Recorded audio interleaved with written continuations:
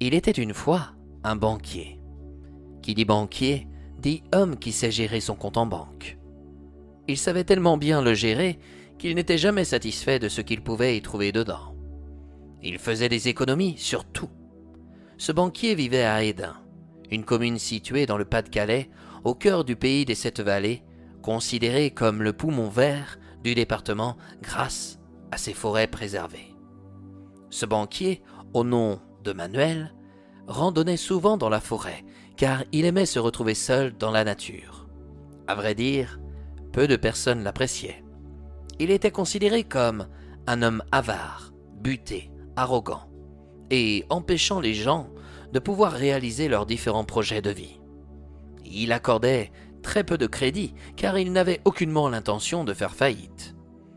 Mais un jour, un de ses amis, loin d'avoir sa situation financière, se sentit obligé d'aller le trouver. Celui-ci s'appelait Édouard et tenait une petite brasserie située dans le port du Havre. Malheureusement, il était en train de faire faillite. Les charges que l'État réclamait devenaient de plus en plus conséquentes. Il avait donc besoin d'argent. Étant de vieux et très bons amis, Manuel ne refusa pas de lui prêter de l'argent.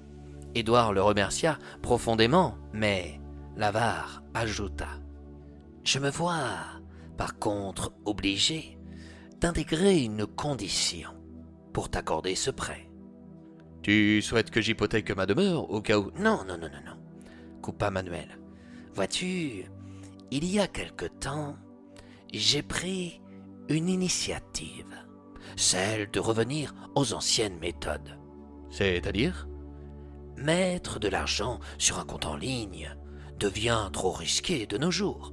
Tout pourrait s'envoler sans que l'on y prenne garde. »« Cette remarque est étonnante venant de ta part. » « Je n'ai pas changé, Édouard. Je suis toujours du genre à « faites ce que je dis, pas ce que je fais », lâcha-t-il. « Et qu'as-tu fait ?»« Eh bien, j'ai retiré tout mon argent de ma banque par précaution.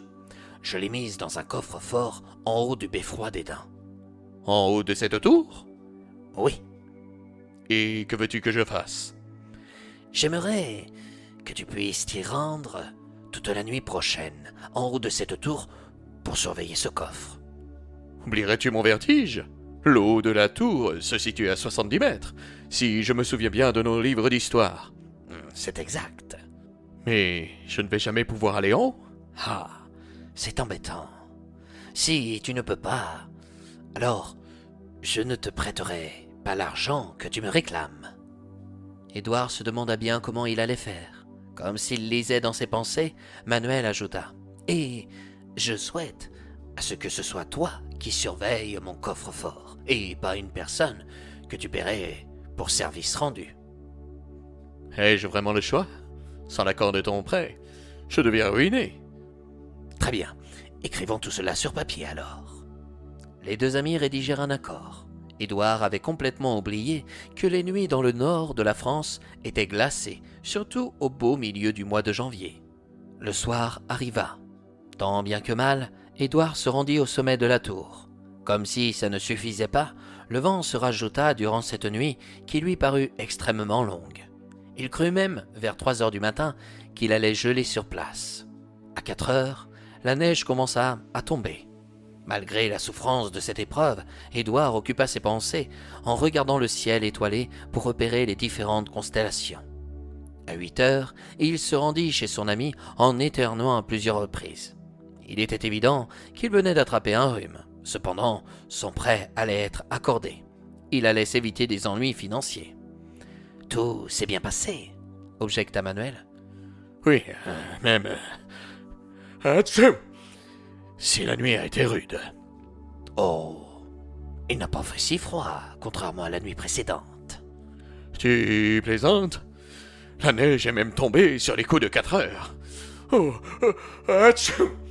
Et cette bise m'a donné un rhume. »« En dehors de celle-ci, tu n'as rien vu là-haut. »« Ah non, non. Atchou ! Je n'ai rien vu. » Qui veux-tu que je rencontre? Si, oh, c'est pas vrai. Ce ne sont... Achou! Les étoiles pour m'éclairer. Les étoiles étaient présentes, s'étonna Manuel. Pas... Atchou! Comme toutes les nuits, lâcha Édouard. Ah non. Parfois, les nuages peuvent les cacher et rendre la nuit bien plus noire. Ah, si elles étaient là, alors leur lumière t'a réchauffé. Pardon? S'indigna Édouard. Je suis profondément navré, mais tu vas devoir traverser la rue pour te trouver un nouvel emploi, mon ami. Notre marché est rompu, il ne tient plus. Édouard ne s'en revenait pas.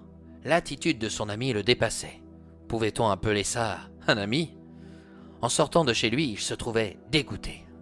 Oh, on dit souvent que la vengeance est un plat qui se déguste froid, mais... Achou! Après cette nuit glaciale, la mienne sera givrée. Quelques jours plus tard, Édouard invita Manuel à déjeuner. L'avare des 7 vallées, car c'est ainsi qu'on le surnommait à Hesdin, accepta avec joie son invitation car cela lui permettait d'économiser un repas. En arrivant dans sa maison, Manuel se surprit de ne rien voir sur la table du salon, hormis les couverts ou les assiettes. « Allons voir si le rôti est cuit, » dit Édouard. Quelle surprise pour notre banquier! En arrivant dans la cuisine, Manuel découvrit une marmite qui était accrochée au plafond. « Et comment crois-tu que ce rôti puisse cuire? Il faut le mettre sur le feu, mais certainement pas le suspendre au plafond. » « Et pourquoi pas ?» rétorqua Édouard. « Si les étoiles, qui se trouvaient infiniment loin de moi, étaient capables de me réchauffer l'autre nuit, je ne vois vraiment pas pourquoi ce rôti ne cuirait pas. » Et c'est ainsi, mes chers amis, que nous arrivons à la fin de cette histoire. Vous comprendrez par celle-ci qu'il est peut-être bon de faire des économies, mais qu'il l'est forcément moins de prendre son entourage, ses amis ou même les gens de son pays pour des imbéciles. L'argent n'a jamais apporté le bonheur. Il y contribue, certes, mais il peut aussi être la source de diverses souffrances ou violences. Pour être heureux, il n'y a pas 36 solutions. Et la route peut parfois être très longue, très rude. Pourquoi? Car le chemin le plus long qu'un homme ait à parcourir au cours de sa vie est le chemin allant de sa tête à son cœur.